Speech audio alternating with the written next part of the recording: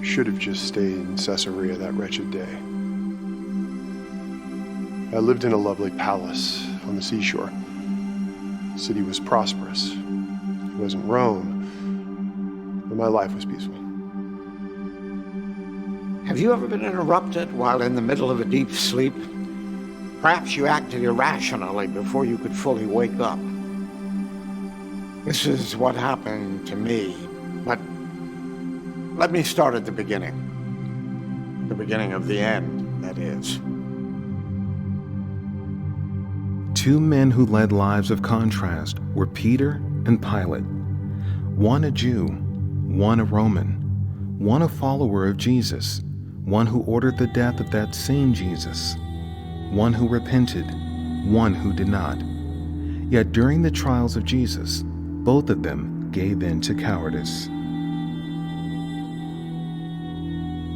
During the last week of the life of Jesus, we settled into a simple but uneasy daily pattern. We spent the night on the Mount of Olives just outside the walls of Jerusalem, and the next morning we crossed the Kidron Valley, climbed up the Temple Mount, and entered the temple grounds. Jesus taught the people, jousted with the Jewish leaders, and instructed his apostles and disciples. As the day ended, we returned to the Mount of Olives. We knew that the Jewish leaders were dangerous, but we did not know Satan had entered Judas Iscariot, one of us. He slipped away and went to the chief priests and temple guards to talk to them about betraying Jesus to them when the crowds were not present. They paid Judas 30 pieces of silver in advance for his treachery. Why 30 pieces of silver, which wasn't a lot of money? Possibly to fulfill a prophetical passage in the book of Zechariah. Possibly because that's all Judas demanded. He bargained away the most precious life ever lived for pittance. The day of unleavened bread came, and this was the day during the Passover festival when the Passover lamb was to be sacrificed. I guess I was expecting Judas to make preparations since he was our treasurer, but Jesus turned to John and me and told us to go make preparations. He gave us detailed instructions instead of his typical vague inferences. His instructions started with, "As you enter the city, a man carrying a jar of water will meet you." Well, I was immediately taken aback. I had been with Jesus for a week and knew that he had not had the opportunity to make complex plans. The odds of seeing a man carrying a jar of water were small. Men didn't typically do this type of work. John and I found things exactly as Jesus said. We met the man, followed him into a house, and asked the owner of the house where the teacher could eat the Passover feast with his disciples. The owner showed us a furnished room upstairs, and we prepared for the Passover. Well, many of your scholars believe that the owner of the house was the mother of John Mark, since Christians would soon meet in her house on a regular basis. When the appropriate hour came, we apostles and Jesus reclined around the table for Passover like we'd done every year of our lives. But the meal did not go as we expected. The words Jesus used portrayed him as the Passover sacrifice. He even said, "This is my body given for you. Do this in remembrance of me." We should have been stunned and immediately started to question him about his words. Instead, we started arguing among ourselves about who was going to be the greatest. This wasn't the first time we had had this argument, and I'm sure Jesus was devastated that we were still so prideful.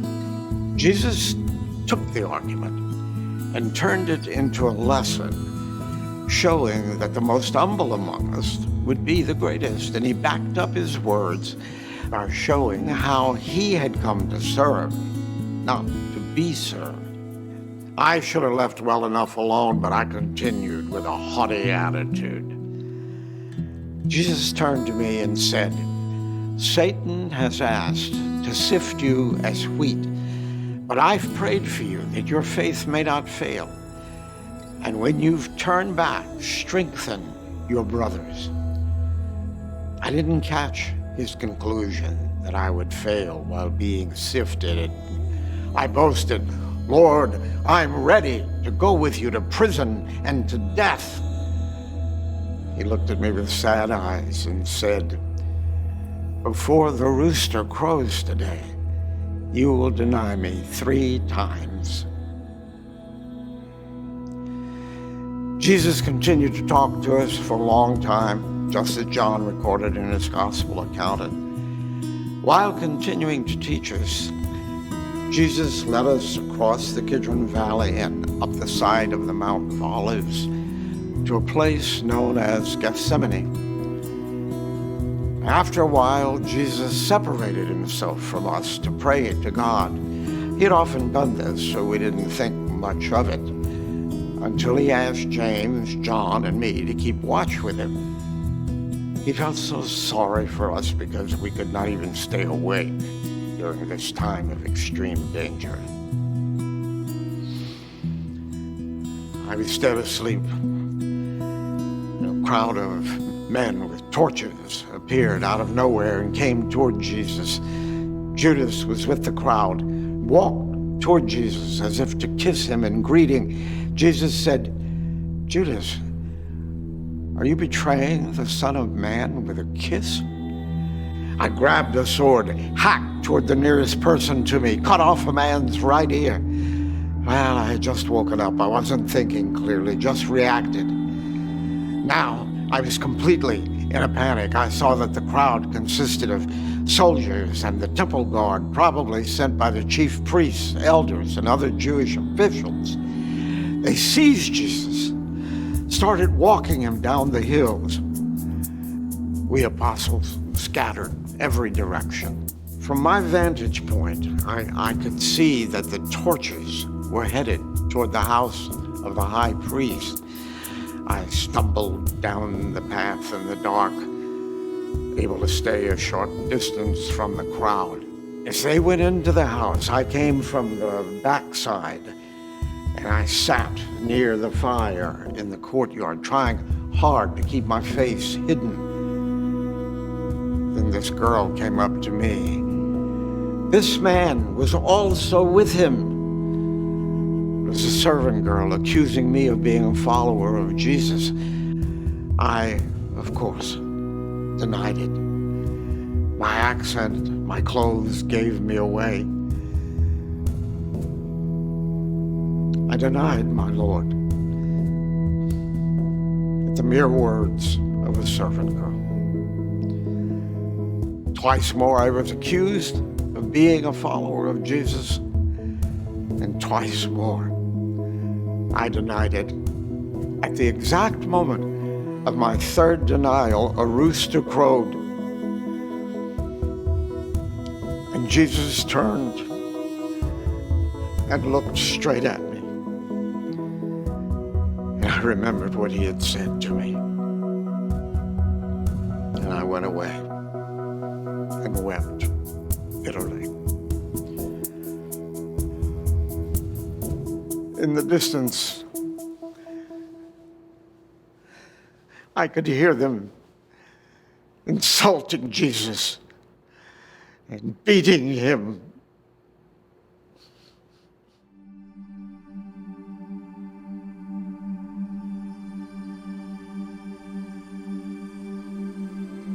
Why didn't I just stay in Caesarea that day? I had been prefect of the Roman province of Judea, an area otherwise known as Palestine or Israel. As a representative of Emperor Tiberius, I was Rome, the eternal city. I had total power and control over the province, even the power of life or death. I took a large group of Roman soldiers and made the 70-mile uphill, dusty trip to Jerusalem and hired to stay for a few weeks. I had most of the soldiers stay in the Antonia Fortress. It's a military garrison on the northwest corner of the Temple Mount. Now imagine me, deep in sleep after having, well, a little bit too much to drink the night before. My attendant taps on my door. I answered, and he motions for me to step away as to not wake up my wife. He tells me that a group of Jewish leaders are waiting frantically to talk to me. The things that he's saying, they sound odd, but he wants to make sure that we don't unintentionally set off a riot by ignoring them. The leader of the assembled religious brass points to a bloody man and says, "We found this man subverting our nation. He opposes the payment of taxes to Caesar. He claims to be a Messiah, a king." Now, at this point, I didn't really care about what they had to say. The man that they were pointing to was so badly beaten and clearly posed no threat to me or the empire. The charges weren't even worthy of my time. So I sarcastically asked the poor man, "Are you the king of the Jews?" I knew that Herod was the king of the Jews. "You have said so," the man replied. Not a bad answer if I don't say so myself. I just laughed, and I announced to the crowd, "I find no basis for any charge against this man." I turned to leave the crowd, and that's when the leader was frantically scrambling to find another charge. He stirs up the people all over Judea by his teaching. He started in Galilee and has come all the way here. Now the leader thought he got my attention by insinuating that this poor wretch might be causing some kind of an insurrection, but he got my attention in a whole nother way instead. He mentioned that the man was from Galilee, which meant that he was under the authority of Herod. Conveniently, Herod was only a few hundred yards away. Herod would have to deal with a problem that had no good solution. He was either going to break Roman laws or disappoint Jewish leaders and possibly cause a riot. Either way, I wanted to make Herod's life miserable. He was a pathetic, sad little man, and we were bitter enemies. He was an easy choice for me. So I sent the crowd and their wretched prisoner to Herod, and I headed back to sleep. Now, imagine my surprise when a few hours later, when the crowd appeared and demanded to see me again. What had happened? I asked my assistant, and he gave me the short version. Apparently, Herod was actually happy to see this man because he had heard of him and wanted to see him perform some great miracle. When the man just stood there, Herod eventually tired of his silence and had his soldiers ridicule him, beat him to a pulp, and dress him in a purple robe that signified his supposed royalty. Then, in a sign of deference to me, Herod sent him back for my judgment. As the poor man stood there, weaving from fatigue and pain, I could easily see this was not a legal case. It was some kind of religious dispute. I was in a no-win situation. I was frantically searching for a way out. My first gambit was a scheme to tell the crowd that Herod and I both found no guilt in the man, and I would punish him before releasing him. Rather than appeasing the crowd, this just made them more furious. The religious leaders were whipping the crowd into a frenzy, and a riot was sure to break out soon. My second tactical gambit, a brilliant maneuver, to give the crowd a choice to release the man or release a murderer, a revolutionary by the name of Barabbas. It was my custom to release someone over Passover, and I was sure whom the crowd would not choose. Much to my surprise, they demanded the release of Barabbas and would not listen to my reasoning. "Crucify him," they said. They had me in a corner, and they both knew it, both the religious leaders and the crowd. I appealed again to them, but on the verge of a riot, they kept shouting, "Crucify him, crucify him, crucify him." Their shouts prevailed. I released Barabbas, and I gave the prisoner to the crowd, which was a tacit approval for him to be crucified. Hours later, my centurion brought his report. The innocent man's name was Jesus. He was so fatigued that he could not carry his cross all the way up the hill of death. So my centurion seized someone from the crowd and had him carried for him. My centurion was surprised by the large number of people who supported Jesus and followed them. But they were mostly women or men who posed no obvious problem. With typical Roman efficiency, my soldiers took along 2 other men who were scheduled to be executed. All 3 of them were crucified on Golgotha, Jesus being placed in the middle. As was often done, soldiers gambled against one another to claim the clothing that would never be again needed by the prisoners. I had a notice placed above Jesus that said, "This is the King of the Jews."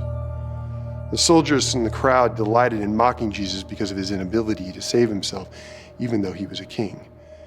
The only one in the crowd who treated him with respect, one of the other crucified prisoners. It was about noon when a deep darkness, like a storm, but worse, came over the entire region. It lasted for about 3 hours. The Jews, ever superstitious, were reminded by the plague of darkness when they were slaves in Egypt. They were starting to regret their actions. The enormous temple curtain was torn from top to bottom, and the Jews went ballistic. Jesus called out, "Father, into your hands I commit my spirit." It had taken only a few hours for him to die, when often it takes several days. My centurion said he was amazed and deeply moved. He said that he had praised the Jews' God and said that surely this was a righteous man. No sooner had the centurion finished his report than my assistant came to me with another urgent request. A wealthy Jew named Joseph had come to ask for the body of Jesus so that he could bury it. He was in a hurry. He said that he wanted to wrap the body in linen and place it in a tomb before the Sabbath started. Quite honestly, I was thrilled to have this unexpected request. Usually we Romans would leave crucified bodies in place for a long time. It's a powerful reminder. However, since this Jesus had so many followers, I didn't want the body to be a motivation for them to unite or to rebel or to make some secret martyr of him. Having the body disappear was a good solution to a potential problem. So I granted Joseph permission, and that was the end of the matter. At least, it was as far as I expected. As it turned out, the end was only the beginning.